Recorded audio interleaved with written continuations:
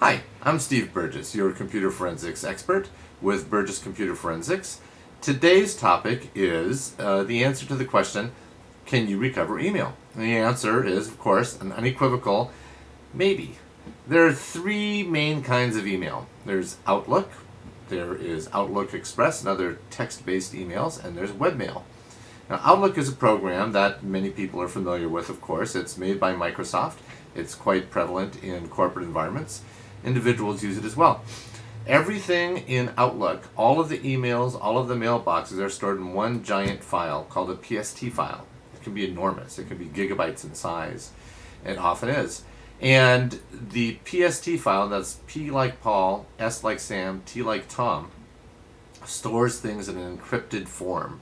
So if we were to go into a PST file without the use of a special reader, everything would just look like gobbledygook. When an email is deleted, of course, it goes in the deleted mailbox, and when it is purged from the deleted mailbox, it's still within the body of the PST file until that PST file is compressed, which often doesn't happen. So we're often able to go into the PST file, hack it, and bring back those deleted mails. Now, a keyword search for terms that might be in an email is not much use for mail that's in Outlook because everything's encrypted. It's not in a text form. There's very little that will be turned up from a keyword search on an Outlook file. Text-based emails are another matter. Of course, as everything's stored in text searches are very useful in text-based emails.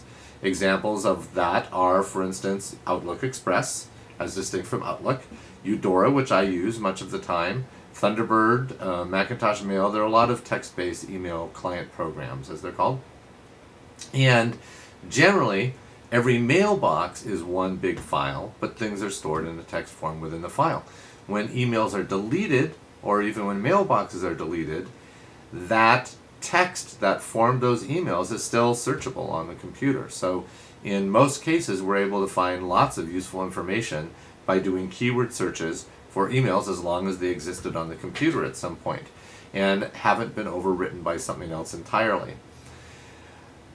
Web-based mail is a horse of a different color because when you're viewing web-based mail, you're not really viewing something on your computer. It's displayed on your screen, but much like with a television program, unless you have a TiVo, it's not actually stored locally. You're viewing it from a signal that's coming from a remote place that's broadcasting it. In a similar fashion, when you are looking at your webmail through Yahoo Mail or Hotmail, and you're using a browser like Mozilla or Firefox or Internet Explorer, then you're viewing that mail and it's not actually being stored on your computer.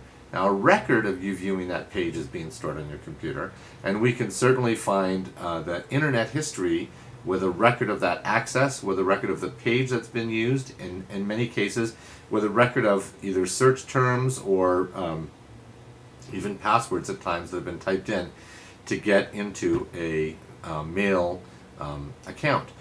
But with the exception of a few things that are stored in cache and what might be stored as a record of the internet history, which is, by the way, generally stored in text form, still not much in the way of web-based email is stored on your local computer.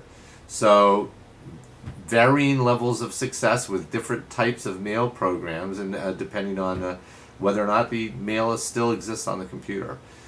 Even if it has been deleted, it's likely to still exist on the computer. Well, I hope that helps with the answer to the question. And please stop by www.burgessforensics.com or call us toll free 866-345-3345, and we'll answer any other questions you might have, I would expect. Thanks a lot.